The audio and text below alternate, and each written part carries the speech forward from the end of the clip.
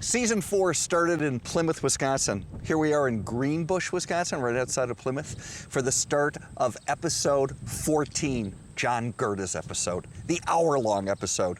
John Gurda, why are we here? We're in the heart of downtown Greenbush. You can see all of Greenbush from right here. You can. And we are on Main Street. We are, the old plank road. What's here? The reason I asked you, obviously, is the White House is the main event here. And going way back, this was a very, very big deal. Now it's obviously a historic site, one of my favorite historic sites in the entire state of Wisconsin. But this was once a vital center of commerce. The road right here was the main traveled road between Fond du Lac and Sheboygan. Okay, John, now we're in Bayfield, Wisconsin, at the top of the state and right in front of the national headquarters of the National Lakeshore for the Apostle Islands. And this building has been used for everything from a courthouse to begin with, then a school, a warehouse, a community center, and even a barracks for German POWs. Wow. What I want you to notice is not the uses, but the building stone that it's made of. Lannon stone. No. Okay, well, I just guessed, because we just talked about it. We've been there. Okay, but now, we're done. Now we've come 6 hours north. This is Lake Superior brownstone. Brownstone. And this was a really popular building material around the country back in the later 1800s. Used for courthouses, city halls, libraries, schools, banks, commercial buildings, private homes. And the quarries around here supplied largely a regional customer base, Chicago, Milwaukee, St. Louis, Minneapolis, St. Paul, but they shipped as far east as New York. So they really had a wide breadth, and this was a big business in Bayfield and just as important to the Bayfield economy as Lannon Stone was to Waukesha counties. Oh, good. It's gorgeous. It really is. I love it. Let me show you where it comes from. Oh, good. Let's do that. It's right over here? It is. Under that tree. Hey John, we're in an abandoned brownstone quarry on Highway 13 just south of Bayfield, and what you're looking at here is Cambrian sandstone. This was laid down in the floor of an ancient sea 1 billion years ago. Wow. And the reddish color comes from iron that was in the original sand, and it oxidized when the stone was exposed. Same idea as rust, basically. And I just happened to have brought along a piece of Lannon stone from a quarry in southern Wisconsin. And one thing I love about geology is the stories the rocks tell. We were in Lannon, you remember, that was 400 million years old, and this is basically pure fossils. It's microscopic algae, bacteria, and some bigger critters that died, rained down to the ocean floor, and then chemically bonded to form limestone, then dolomite. So on the other hand, here you have Cambrian sandstone, and this is 1 billion years old, and there are no fossils because there was no life on Earth when this stone was created.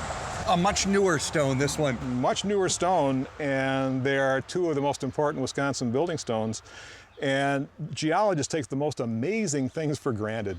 Who can wrap his or her head around 400 million years and 1 billion years old? So it strains the imagination, but the effort's worth it, because when you look at rocks, you are looking at the autobiography of the Earth. That's great. It's just that simple. And the fact that you had both of them with you. Yeah, separated just by He travels on his bike with those. I'm a rock star. You are a rock star. Did you just think of that? I did, John, I did. But when you look at this from a building perspective, in more modern times, what the builders liked was the color, the durability, the even texture, and the fact that it was fireproof. Oh, okay. So back in the 19th century, fire was a huge hazard for American cities, which were mostly built of wood. So the Chicago fire is 1871, and that made it pretty clear you had to find something a bit more durable. So brownstone filled the bill. The first quarry in this area opens up on Basswood Island back in 1868, which is just offshore from Bayfield. And within a few years, you've got 10 quarries here, both on the islands and on the mainland.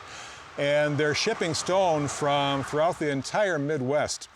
And a lot of that ended up in our own hometown, Milwaukee. It did. So there are landmarks like the Milwaukee Club on Wisconsin Avenue, the Button Block, commercial block on Water Street at around Clyburn, and St. Paul's Episcopal in the Yankee Hill neighborhood. Sure. You know, these are all Milwaukee landmarks made from Lake Superior brownstone.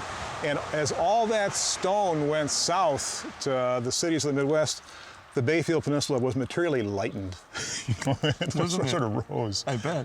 So we're here to close quarry. Let me show you another 1 or 2 landmarks down in Washburn. Washburn, Yep. just down the road. Yep. Great. Most of that stone, John, ended up farther south, but because it was so close, a lot of it obviously ended up very close to home. Here we are in Washburn, just down the road from Bayfield, and in front of an old bank building. It goes back to 1890. Gorgeous building. Beautiful building. And this is fairly typical of both the scale and the use of Lake Superior brownstone. An old bank, and now it's used as a cultural center and a public museum, and a grand old building in downtown Washburn. So are they not using brownstone at all? It's over, John. And what happened basically is technology. Okay. And by 1890s, 1900s, the builders are using stone to a degree which was fireproof, but structural steel and concrete were just as fireproof and a whole lot cheaper. Yeah. And easier to transport, and they could build higher as well. So that really cut demand off at the knees. The quarries closed, and as you can see, we saw just up the road here, they've been overgrown with vegetation. But thousands of these buildings remain as permanent monuments to the quality, the durability, and the beauty of Bayfield brownstone. I want to thank you because now here in your episode 14, you showed us Lannon stone, Yep. and you showed us brownstone, Yeah. Lannon stone from Lannon, Wisconsin, Yep. yeah, and brownstone up here from Bayfield. I think what we've done, John, is we've gone back to the bedrock of Wisconsin history. Ancient history. Ancient history. Thanks, John. See ya. See ya.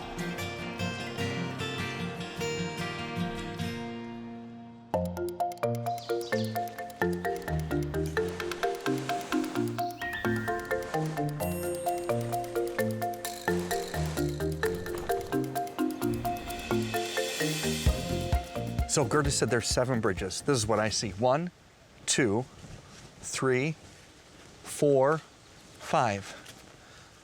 There better be 2 more. That's all I gotta say. 2 more. We are in Grant Park. It's one of my favorite parks and one of my favorite places, John.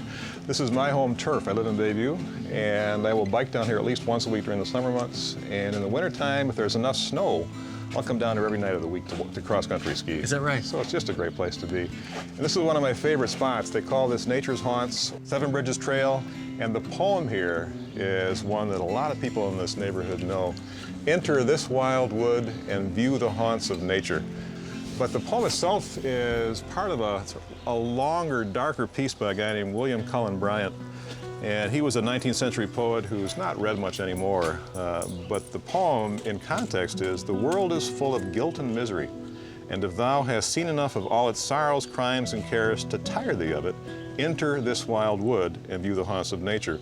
The calm shade shall bring a kindred calm, and the sweet breeze that makes the green leaves dance shall waft a balm to thy sick heart. Waft a balm to Waft a thy pump. sick Who heart. says that anymore? I know people. No, but can I tell you, concept-wise, it's gorgeous. It really is, and appropriate, John, because there were a lot of sick hearts at the time these improvements were made. This is during the heart of the Depression. Okay. In the 1930s, about the darkest time in American history. And there was already Grant Park here. The first land was bought back in 1910, and by 1930s, it had about 360 acres, so it was a big park. It had a golf course, opened back in 1919, had a tourist camp, as they called it, had a nursery and greenhouse that supplied stock for other county parks. But this end was left largely wild. It was managed as a wildlife refuge and a wildflower refuge. Then came the Depression. And in 1933, which was the bottom of the bottom, you have roughly half of Milwaukee's property taxes going unpaid, roughly 40% unemployment, 4 out of 10 lost their jobs. And at some point during the Depression, at least half of Milwaukee County residents had to go on relief. And that meant pulling their coaster to the relief stations to get corn, rice, beans, oatmeal, other kinds of bulk commodities. So the only bright light in that dark time was these work relief programs that were part of the New Deal of Franklin Roosevelt. So jobs were a real cornerstone, whatever you could do to bring people back to work. And the result was an alphabet soup that bubbled and boiled for more than a decade. PWA, WPA, CCC, FERA, NYA. All of them? All of them. Yeah. Milwaukee took advantage of all of them, and Grant Park was a major beneficiary. Is that right? So let's go see what they did. Can we do that? Sure. Good, come on.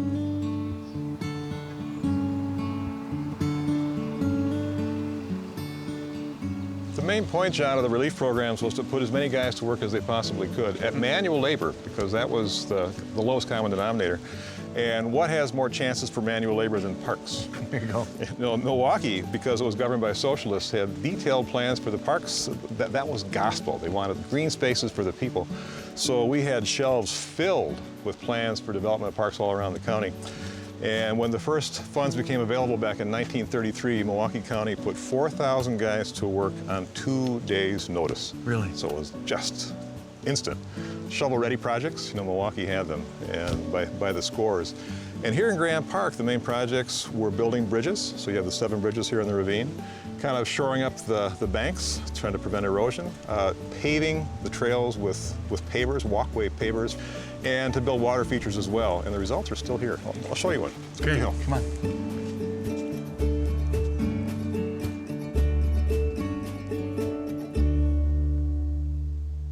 Okay, now we're on the upper trail, John. You can see the big pavers here, and this is one of the water features I was talking about. This is actually dammed, and there was a pond here with a lot of water plants, and up on the hillside there was a recirculating waterfall. Huh.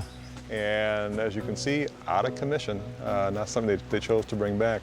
But all the work here was done by the young men of the CCC, Civilian Conservation Corps. And the nearest camp here was Sheridan Park. So they were there. There's still a sign that says where the site of the camp was. They were trucked down here as many as 200 at a time to work on this site. And they made for their labors $30 a month, of which they kept 5.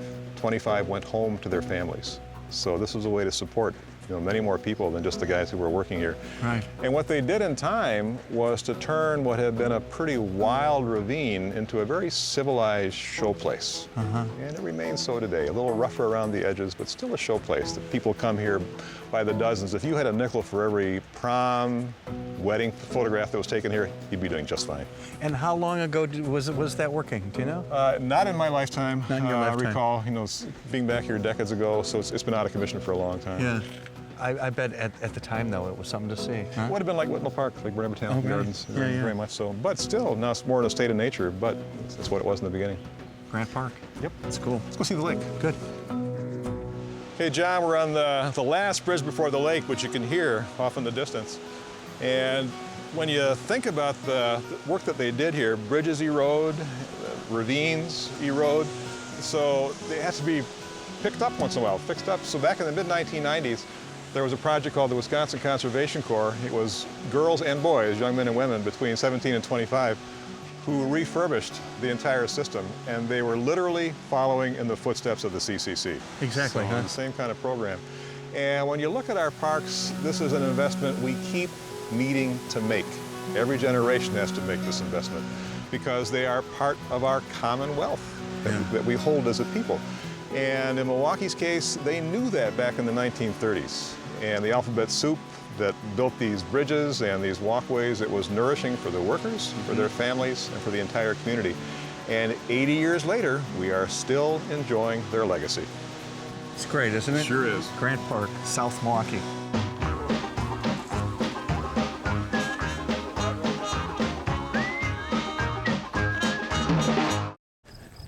That was great. Nice ride. Yeah. Thanks.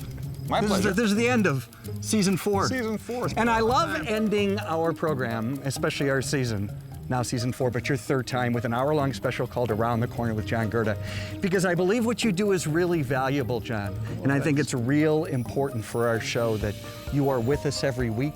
And I love the fact that we can give you a little deeper in the cut at the end of the season. So thank you. Nice to have you as a sidekick for at least one episode. It's my pleasure, I swear. Now I have a little trick here today. What I want to do, since we have no mayor, we have no alderman, what we have is John Gurda. And I'd love for you to share in 30 seconds why people should know and celebrate the history of their community. So I can be the king of history? You can. Okay. Here we go, John. You can start right about now. Very simply, John, I define history as why things are the way they are. Okay. That's pretty much my shorthand. And here we are in 2015, but we're also looking back at things that go way back to the 1850s. We've been through this season, seen some things going way back before the Civil War. So I think the obvious thing is that if you don't know where you've been, you can't know where you are, and you certainly don't know where you're going. Right. So I don't think of history as something that's nostalgic. I think of it as something that explains a great deal about who we are as a people, who we are as a city, who we are as a society. The episode's already an hour long. Okay, but that's about it.